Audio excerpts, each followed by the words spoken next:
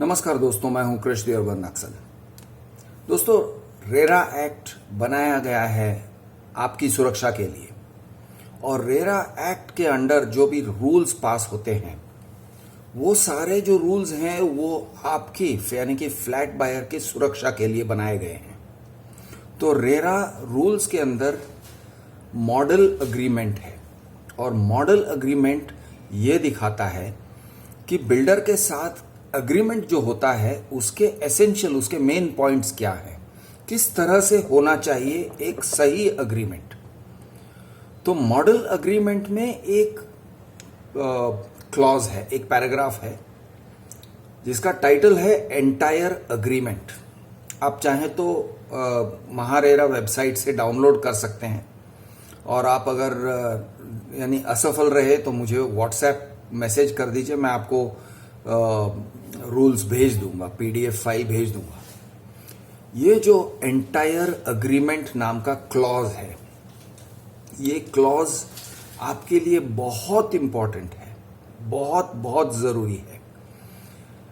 मैं आज आपको दिखाने वाला हूं कि ये क्लॉज आपके लिए क्या कर सकता है और बिल्डर्स इसी क्लॉज को लेकर इसे टेढ़ा कैसे बनाते हैं, इसे विकृत कैसे बनाते हैं और इसी क्लॉज को लेकर वो ऐसा कुछ बना देते हैं जो आपके लिए हानिकारक है, आपके लिए घातक है, डेंजरस है।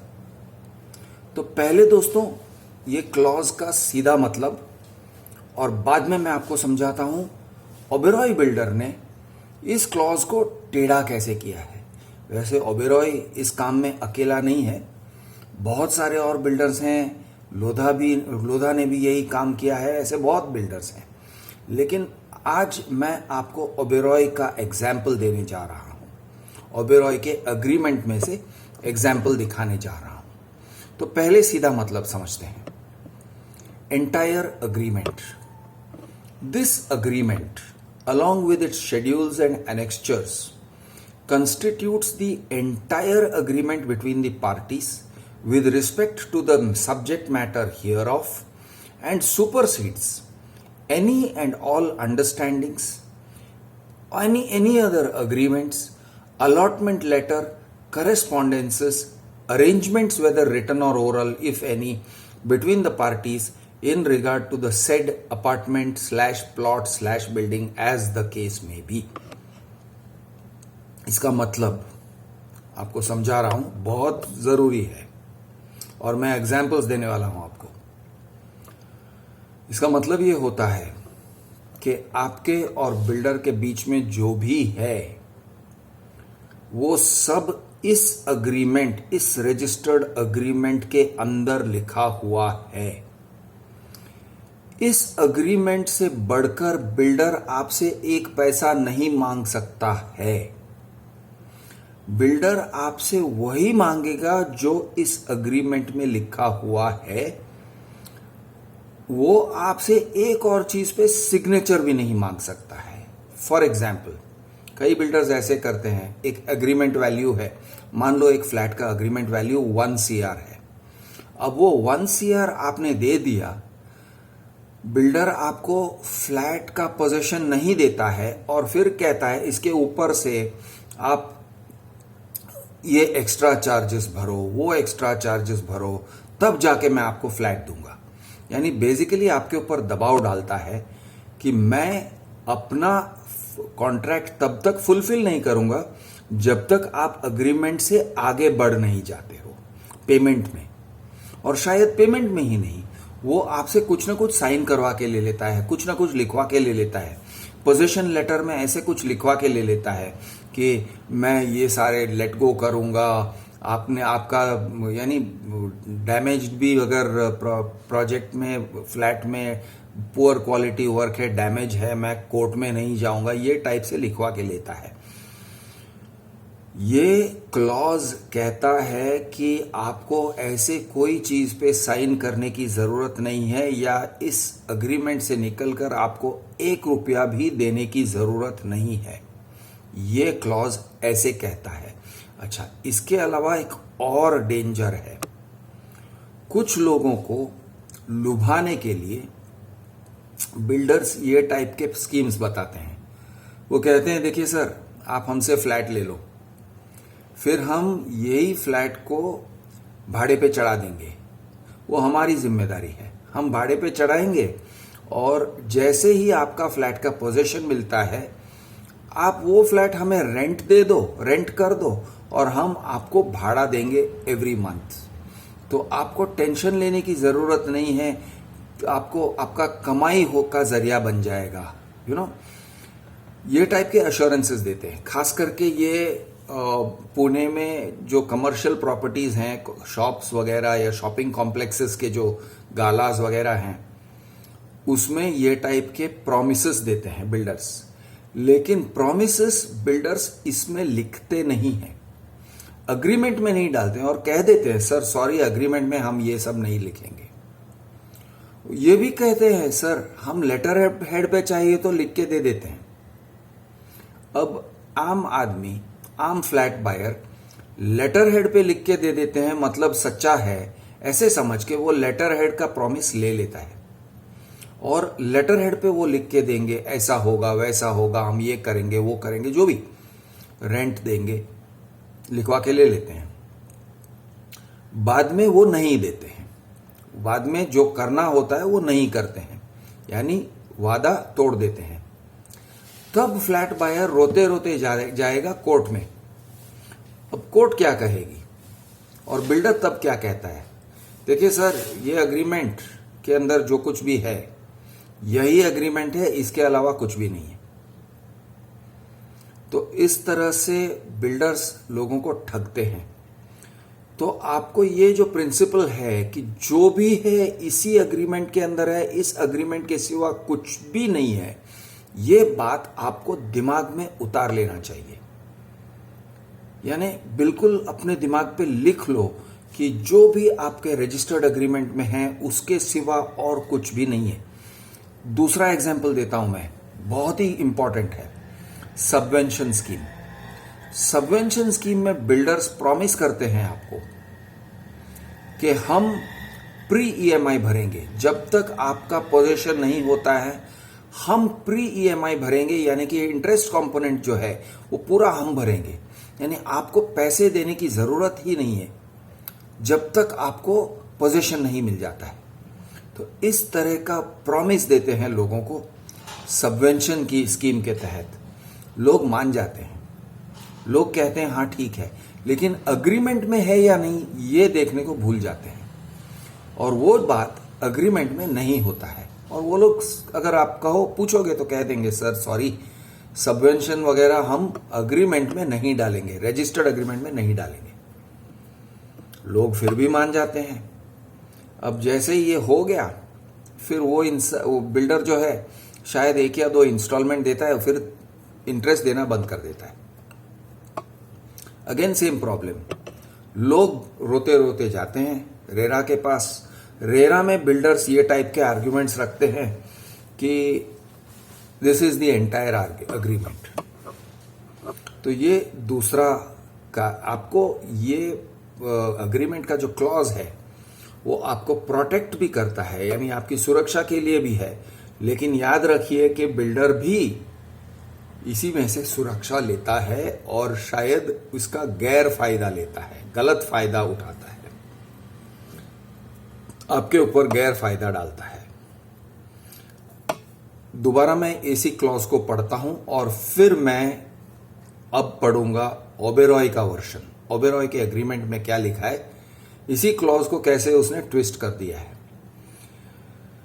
Entire agreement. This agreement, along with its schedules and annexures, constitutes the entire agreement between parties with respect to the subject matter hereof and supersedes any and all understandings, any other agreements, allotment letter, correspondences, arrangements, whether written or oral, if any, between the parties, with regard to the said apartment, plot or building, as the case may be.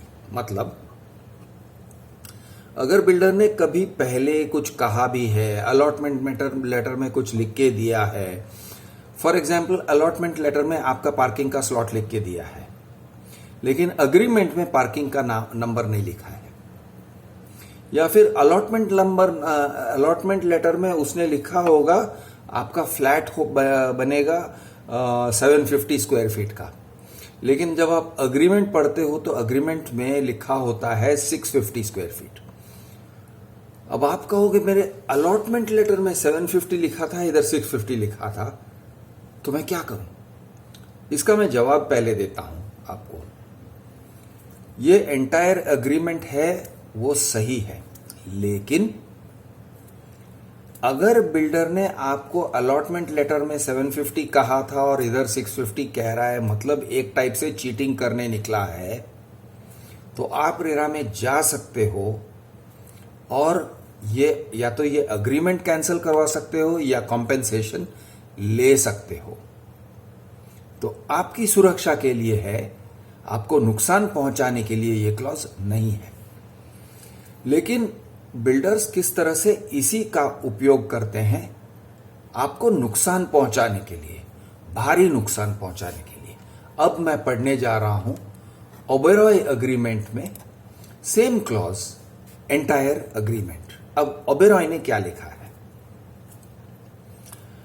This agreement constitutes the entire agreement between the parties hereto and supersedes other representations, warranties, conditions or collateral agreements, express or implied, written or oral, whether made by promoter, any agent, any employee or representative of the promoter or any other person.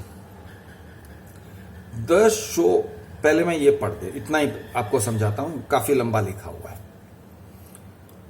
तो ओबेरॉय मोर और less same ही बात कह रहा है, लेकिन उसका जो मंशा है, जो इंटेंशन है, वो बदल जाता है यहां पे। उसमें ये कह रहे हैं कि अगर आपको किसी सेल्समैन ने, मैं आपको सिंपल भाषा में कहता हूं, अगर ब्रोशर में आपको दिखाया था कि फ्लैट ऐसा होगा, सपोज ब्रोशर में लिखा था flat will be 1.5 kilometre from Pune station, लेकिन actual it is not 1.5 kilometre, it is 5 kilometre. अब वो कहेंगे सर वो तो ब्रोशर की गलती है, ब्रोशर में जो कुछ भी लिखा है आपको सीरियसली नहीं लेना चाहिए था। सपोज आपको शो फ्लैट दिखाया गया था, उन्होंने 2 BHK बोल के आपको शो फ्लैट दिखाया। सपोज बिल्डर में, मतलब बिल्डर खुद तो नहीं आएगा आपके पास, ओबेरॉय तो आपके पास चल के आने वाला नहीं है, मतलब सेल्समैन। सपोज सेल्समैन ने आपको फ्लैट दिखाया और कहा सर एग्जैक्टली ऐसे ही होगा, सेम टाइप का बालकनी होगा, सेम टाइप का ड्राई बालकनी, ड्राई एरिया होगा, सब कुछ सेम, एग्जैक्ट सेम सर।